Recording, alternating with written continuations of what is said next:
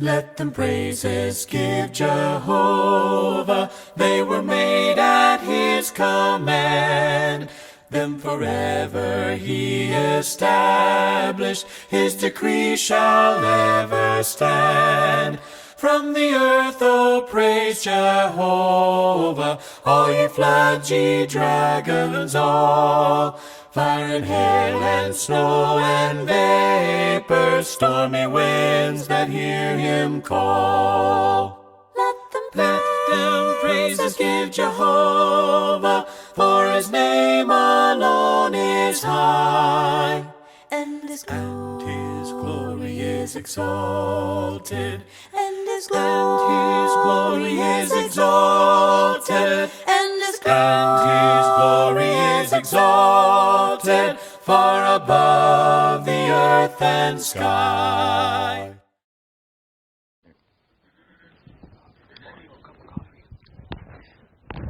Good morning.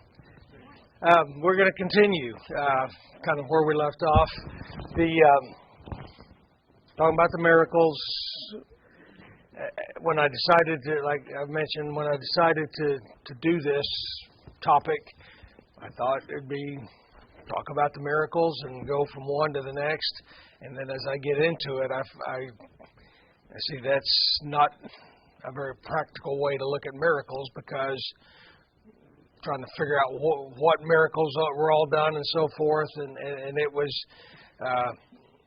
I ended up just changing direction. So what we've been doing right now is we're kind of hitting each book, the Gospels, taking a look at what miracles there were. If you had the handout from the first couple of weeks, I gave you a list of miracles and told where they're found in each of the books.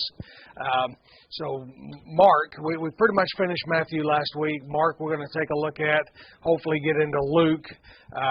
So the handout you just got this morning, hopefully we'll get to that. If not, keep it for next week. I tried this morning to print out some Matthew and Mark handouts that we gave last week, and my internet was not working, so my printer, I didn't have a plug-in thing for the printer, and the internet was messed up, so I was unable to print any more. So hopefully some of you have it. If not, then we'll what I'm saying is what most of what's on those handouts. So as we look at Mark, we like I said, we talked about Matthew. Matthew is written largely to a Jewish audience, and you see that because things like he quotes the Old Testament quite a bit and so forth. We get to Mark, and Mark is talking more to a Roman audience, and that audience, they understand power. And so a lot of what the way Mark talks about these miracles is talking about the power that Jesus had and so forth. Mark has a little bit shorter book, but it has almost as many miracles recorded as Matthew. Maybe one or two less than Matthew, and a couple more than that less than Luke, but more than John.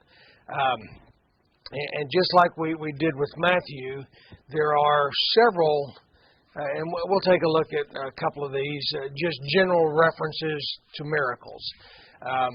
The list I gave you, I think, was 35 miracles, specific ones, but a lot of miracles are talked about in the New Testament. Just says He healed a lot of people. And so let's take a look at a couple of these from the book of Mark. Somebody read, if you would. Let's start there at the beginning. Mark chapter 1, verses 32 to 34. We'll look at three of these six that are listed. Mark 1, 32 to 34. That evening after sunset, many sick and demon-possessed people were brought to Jesus. The whole town gathered at the door to watch. So Jesus healed many people who were sick with various diseases, and He cast out many demons. But because the demons knew who He was, He did not allow them to speak. There's a lot in those 2 or 3 verses that talk about what Jesus is doing. A lot of people, a lot of sicknesses. The demons get thrown in here, which he did quite a few of. We could go a long time just talking about the demons that know who Jesus is. And we'll see some more of that as we go a little bit more, especially when we start talking about some of the false teachers, false prophets, and so forth that are also, in fact, I think we'll hit one of these today, people casting out demons other than Jesus and even other than the apostles. Are demons immortal or not? I think that they are. Casting them out of the room. Yeah, I think that realm, and we're not going to go down this road, but I think that realm is ones that are not mortal like man. They don't die. They've been there and they are still there. I think, but I don't know that they're around. Yeah. Skip one. Let's go to Mark 3:10 and 11. This one has one more aspect that I want us to think about quite a bit in Mark. Mark 3:10 and 11.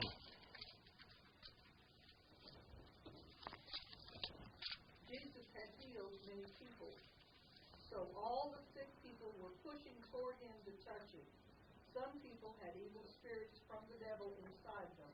When the evil spirits saw Jesus, they bowed down before him and shouted, "You are the Son of God." Similarly to what Bill just read, the demons know him. They said, "You are the Son of God." But what I wanted us to look at in this particular verse was they wanted to touch him. In Mark, touch is kind of a big deal. It talks about the lady with the hemorrhage, 12 years of hemorrhage, and all she wanted to do was touch the garment of Jesus. And that touch transfers that power, and Mark talks about that a fair amount. One other verse of these six I want to take a look at, and it's chapter 6, verse 5. One other kind of important thing about what Mark is saying about miracles here. Mark 6, verse 5.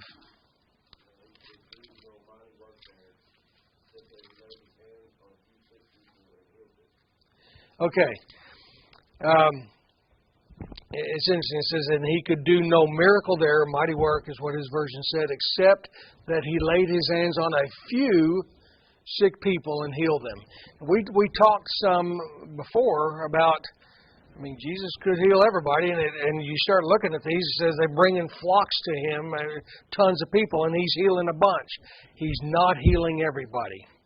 And that is kind of an important thing as we start moving on and looking at the purpose of miracles.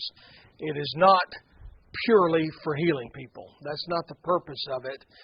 There are reasons beyond the compassion and so forth, because some people don't get healed. Mike. Yeah, well, the following verse tells the reason why. Okay, read it. And he marveled because of their unbelief. Okay. That is could certainly largely be why. However, I don't think that's the only reason why. Well, Paul believed. Paul did not lose his thorn in the flesh. So not everybody gets healed just because you want to be healed. So that is, in this instance, certainly probably one part of the reason. That is not the only reason not everybody gets healed, though, because Mary did not get her grief taken away when she watched Jesus hang on the cross. He let her suffer, and sometimes that happens to the very best of people ever. So, any other questions or comments about these general? As a physician, I saw miracles every day. We'll talk about that. Yeah, and Back in the 40s, penicillin had been discovered and had been produced. It was called a miracle drug. And miracles, the term miracle, you've got to define what you exactly, and that's what we tried to start this class with. What are we talking about here? And Yeah, I mean, people talk about the miracle of birth and the miracle you didn't get killed in a car wreck. All kinds of reasons we talk about miracles. That's not necessarily what Mark is talking about here. Miracles a whole lot more than something that's unexpected. Yeah, I mean, 4 words that we've talked about for miracles. One is a wonder. Those things that you're talking about are wonder and bring awe to us and so forth. So anyway, and we're going to move more. We're kind of taking a look at what we were looking at here. And then what I really want us to do after that is how does that affect us? That's where we're headed in this study is what about me today? And that's, let the rubber hit the road kind of thing and so forth. Let's move it on for Mark. Inspiration and direct acts of God. We're not going to read these. We'll read one. But these are things, the dove comes down on Jesus when he was baptized.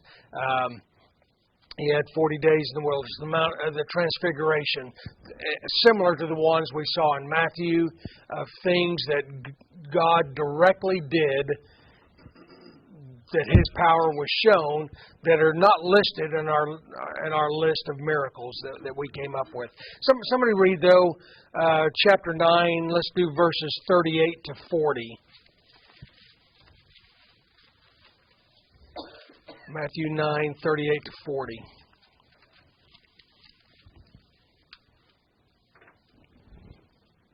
Now John answered him, saying, Teacher, we saw someone who does not follow us casting out demons in your name, and we forbade him because he does not follow us. But Jesus said, Do not forbid him, for no one works a miracle in my name, and soon afterwards speak evil of me. For he who is not against us is on our side. Okay, and I don't have much of an answer for that verse. That's a very interesting verse in that we generally say Jesus could perform miracles, His apostles could perform miracles, and those that they laid their hands on, some of them could perform miracles. This is a guy that the apostles said, He's not with us. Why is He doing these things? And Jesus said, let Him go. He's not against us. He must be for us. Yes?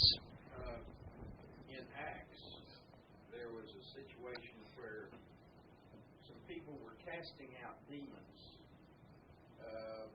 using the name of Jesus and of Paul.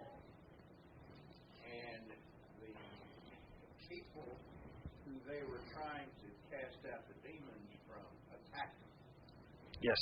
And they ran off naked, it said. They were the sons of Sceva, whoever Sceva was. But in that situation, they weren't successful. Now, what the difference was, I don't really.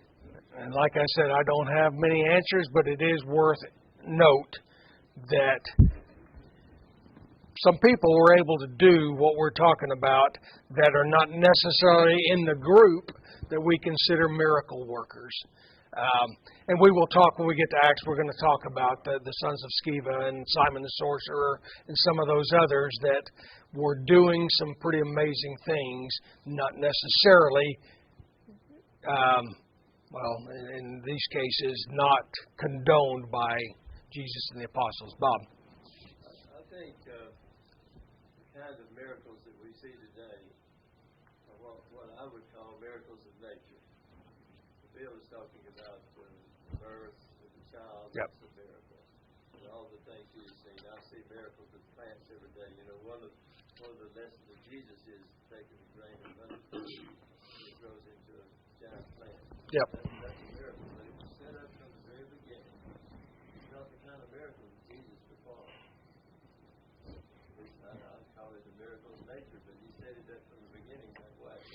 And we'll talk about in a few weeks some of the words and descriptions we have for just what you're talking about. You hear that word providence sometime. That's the providence of God. In other words, that's an action of God. Yeah.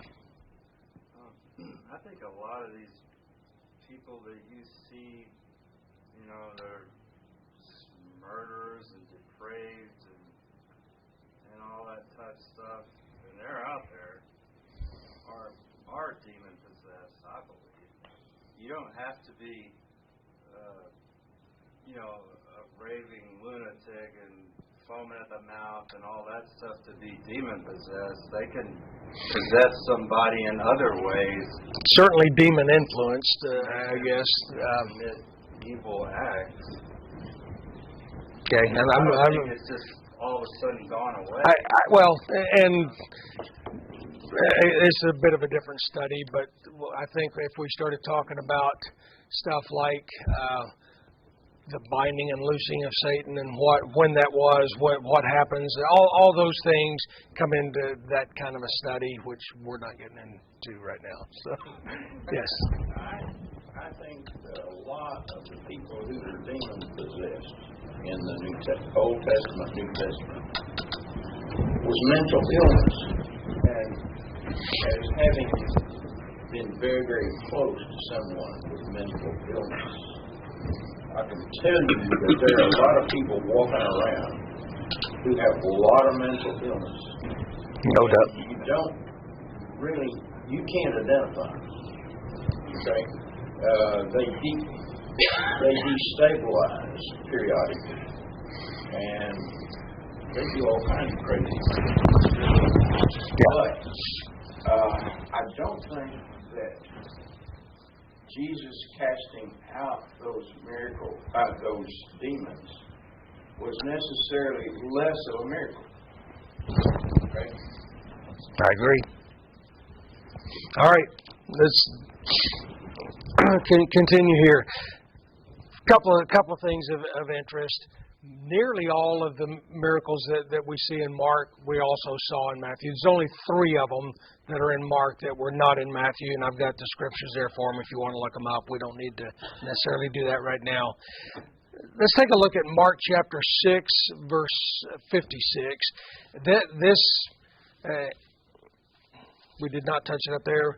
We alluded to it a little bit, but this is a little bit of a summary of the power that we talked about that Mark emphasizes, because he's talking to that Roman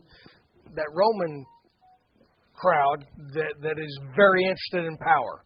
That is high on their minds and so forth. Mark 6:56. Anybody have that? And wherever he went, in the villages, towns, or countryside, they placed the sick in the marketplaces. They begged him to touch even the edge of his clothes. And all who touched it were healed. Okay, and again, we're seeing some of the same things quite a bit, but it's still pretty amazing to me. All they wanted to do is just touch his cloak. That is powerful, and I think most any of us, and certainly them, realize that. That's why they would do it. They'd press into him just to get a touch, and that is part of what Mark is emphasizing as far as the power. A lot of them, and it says, and whoever did it was being healed. We mentioned a while ago that some weren't being healed. Mike talked about the unbelief. These people obviously believe. Just let me touch it, and I'll be good. And so there was apparently just a boatload of miracles going on, because it says people just kept coming to Jesus. And we'll talk here a little bit more in Mark about it's starting to get, I won't call it out of hand, but beyond what Jesus necessarily wanted it to be. So let's take a look at some of these. People trying to touch him, the fringe of his garments, the public nature, and let's go back to Mark chapter 1 and talk about how many people were coming to him. Mark chapter 1, I'll read verse 33 and 45, let's say. 33 says, and the whole city gathered at the door. The whole city, that's all of them.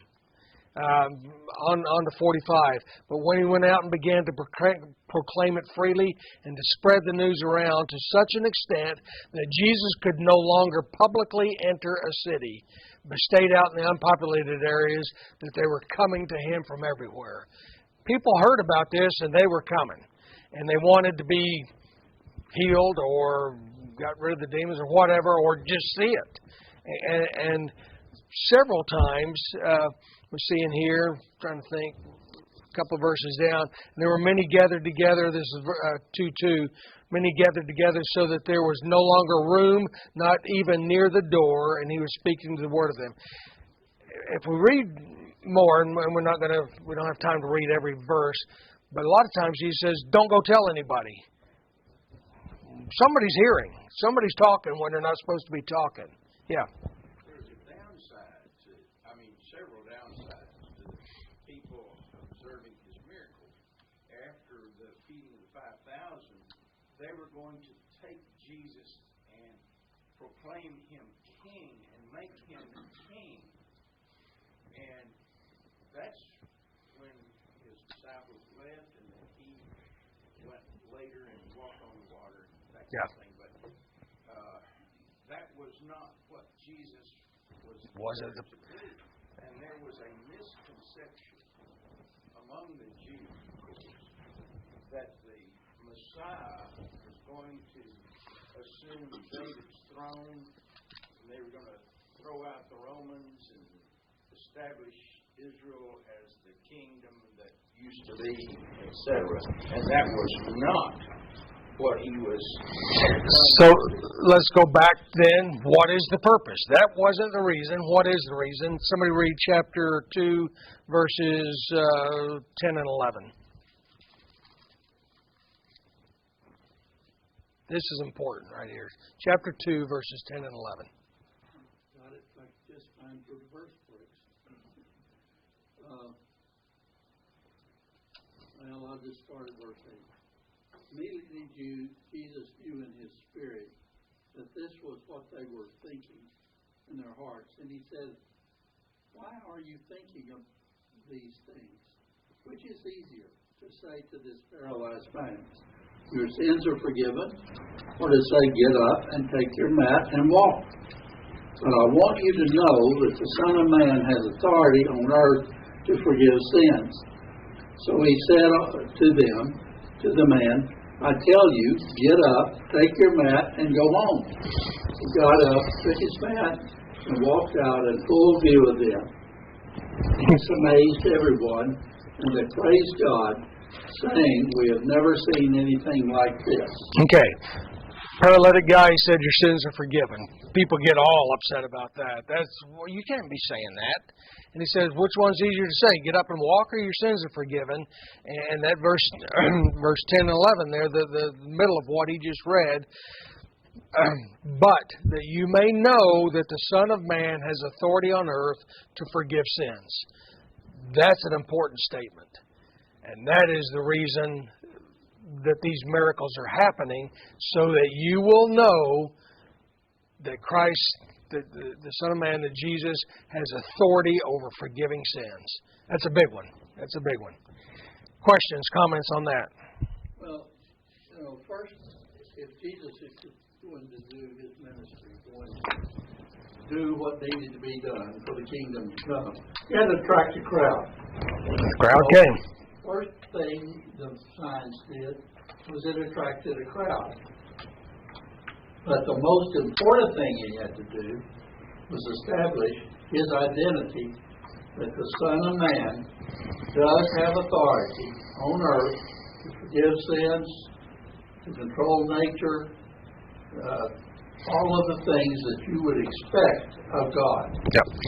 A secondary purpose, go back a few verses, chapter 1, verse 41, and we saw this also with Matthew. Matthew pushed it a little bit more than Mark did, but Mark 1:41 has, and I'm going to call it a secondary purpose, and we'll look at why I say that in another lesson coming up.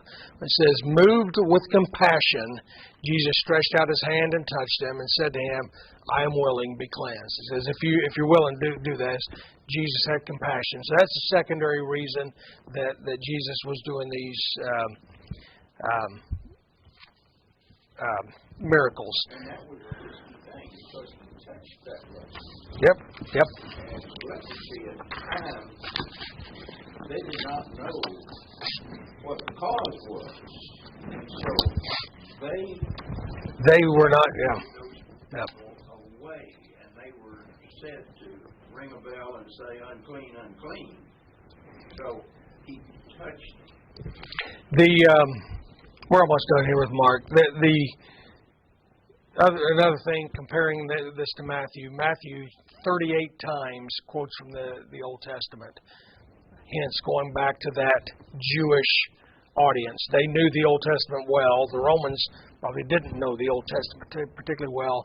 So Mark does not quote the Old Testament. I think there are no quotations. I may have missed something there, but I think that 38 times Matthew quotes the Old Testament, Mark does not. That's not what he's looking at, is showing fulfillment of the Old Testament. So that's one of the differences in purposes.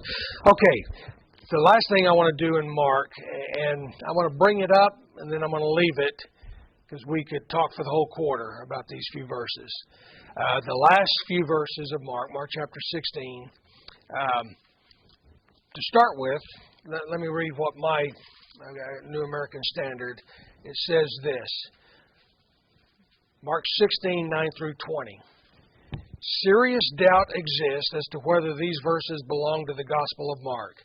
They are absent from important early manuscripts and display certain peculiarities of vocabulary style and theological content that are unlike the rest of Mark.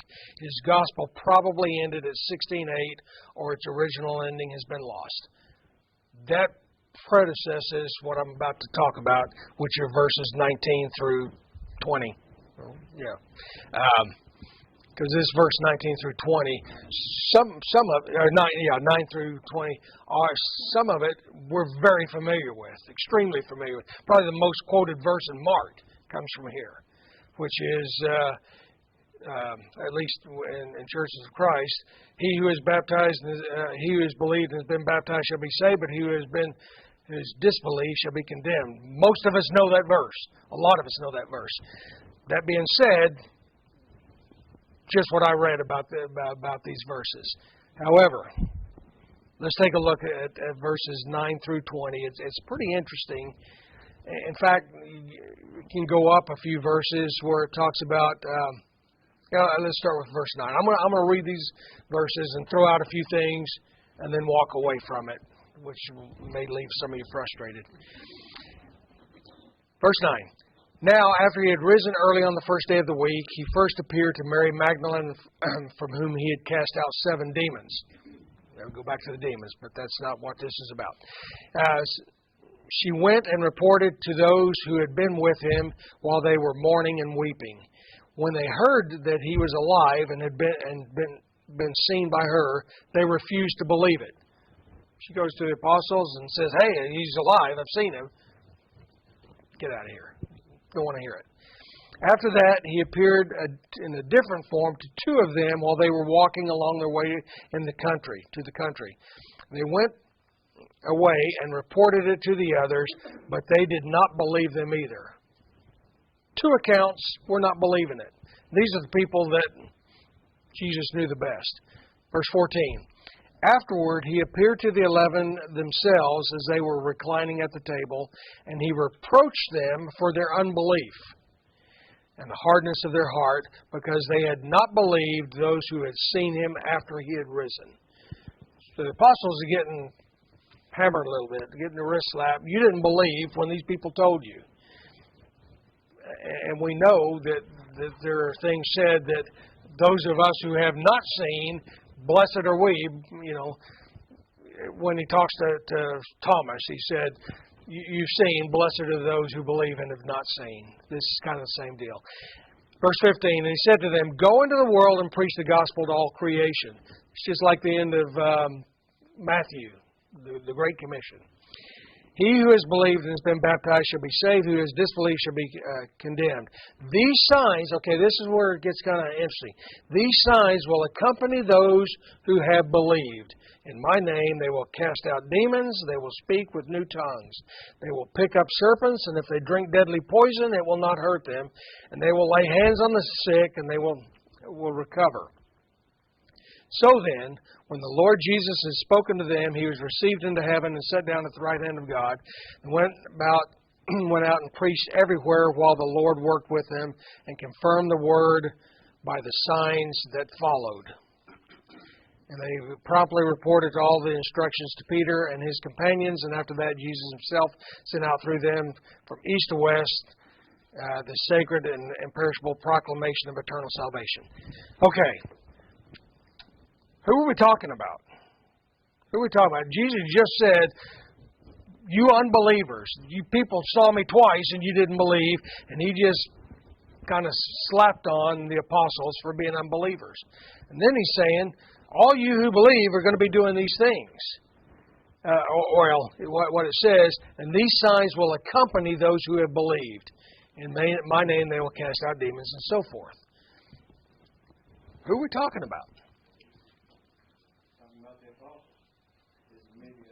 He just said they're unbelievers. He just said that the sentence before. You unbelievers. Okay. The belief is not exactly a light switch. You don't just have or don't have. Yep, it is a process. Okay. It's more like a rheostat. And theirs were pretty dim. And later it was much brighter. Okay. We should probably take a lesson from the Father in Luke 16, whatever, who brought his son to be healed, and he asked Jesus to heal him if you can. And Jesus said, if I can. Yep. And he says, help me in my unbelief. Yep. I believe. Help me in my unbelief. All right. Yeah. I have a problem, my faith in the resurrection. I have a problem. And I pray every day that the Lord increase my faith.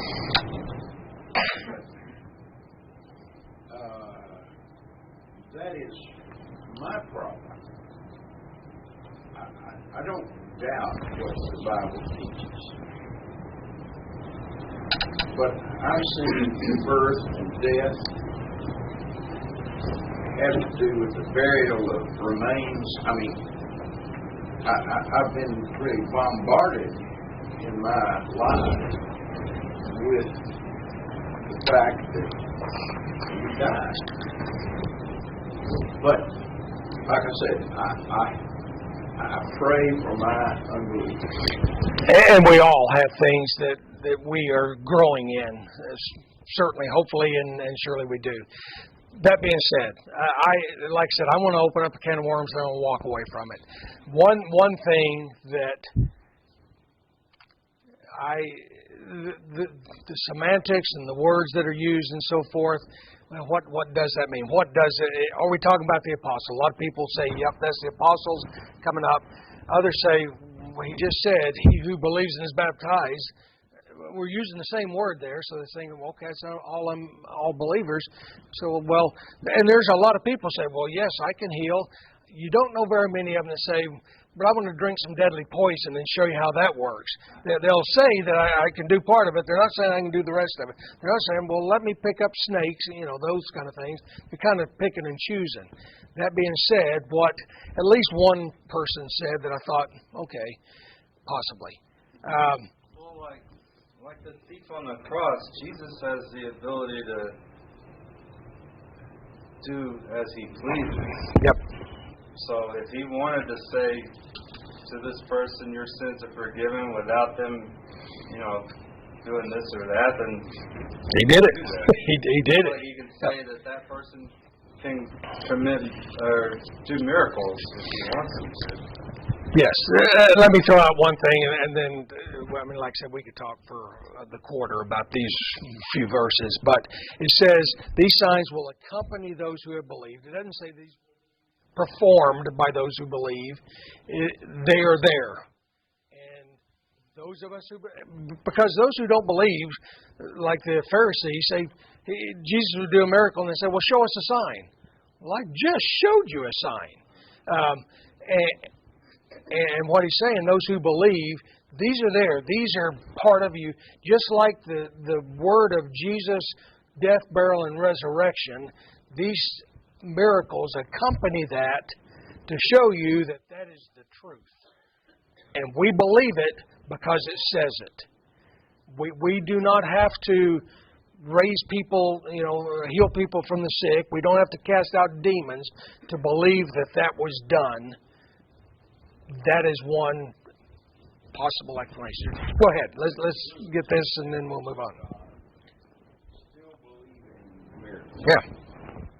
I had a friend who was a truck driver, and he would go through Appalachia, and he had attended meetings, churches, where they handled snakes. Okay. I don't really think that's what he is saying here. I don't think that we should handle snakes. I mean, my business as a physician for years and years and years was to avoid risk. Okay. At the end of Acts, where Paul was bitten by a snake, which was a poisonous snake, he just shaked it off and didn't die. And so it was a miracle that he did not die. And he then ministered to others. Okay?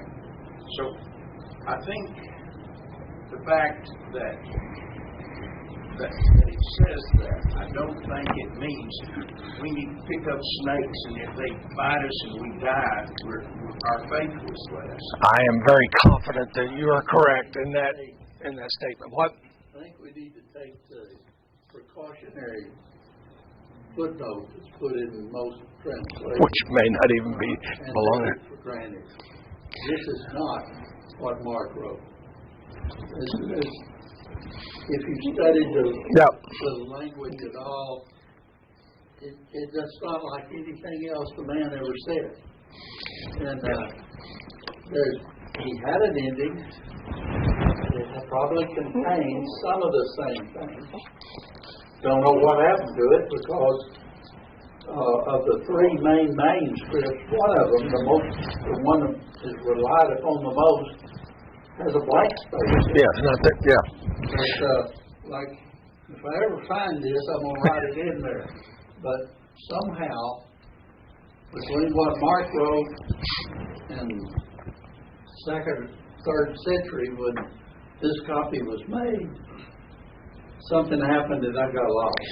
And I understand that, and I bring it up as an item of interest more than anything else. So quick to want to take what we agree with and then try to reason away what we don't agree with. And,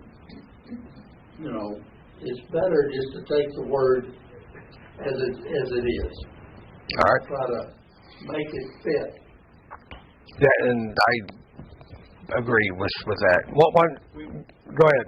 We need to be very, very careful about what we base our faith on. Okay? In the Catholic Church, they have a number of apocryphal books, and we kind of moan and groan when they read out of the book of,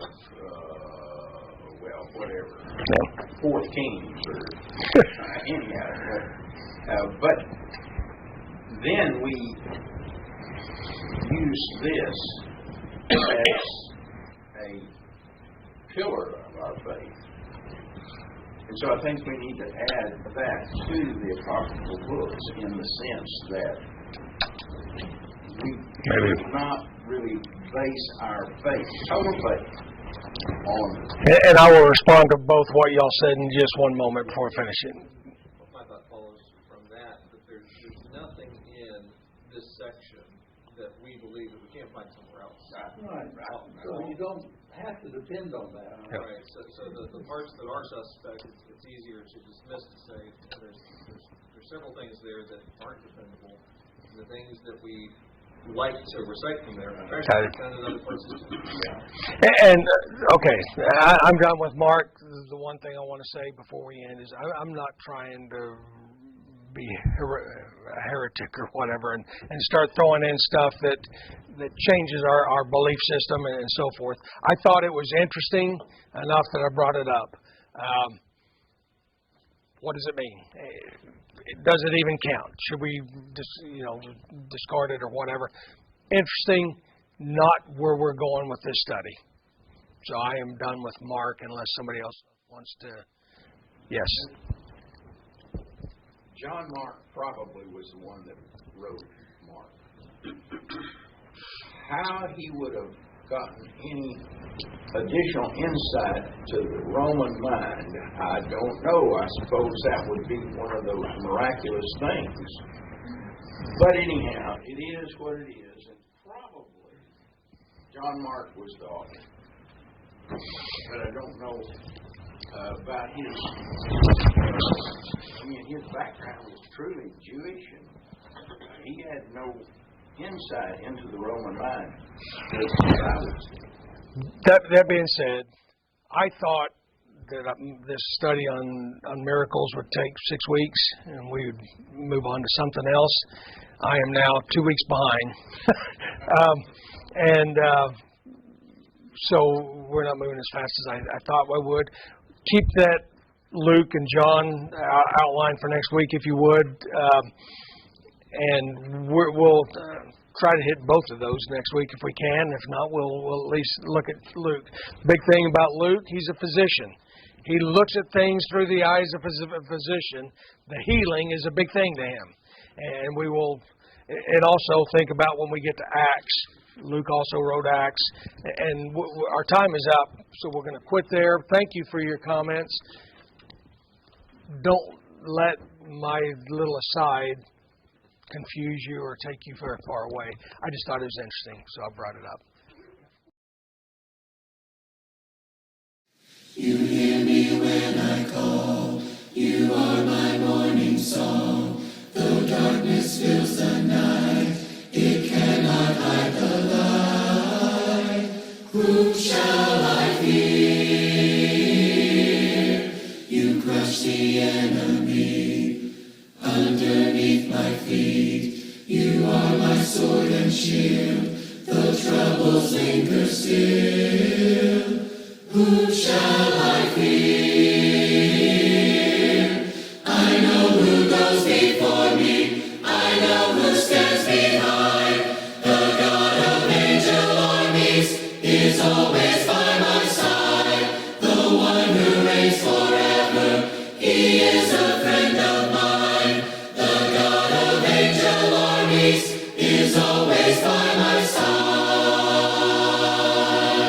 My strength is in your name, for you alone can save. You will deliver me. Yours is the victory. Whom shall I fear?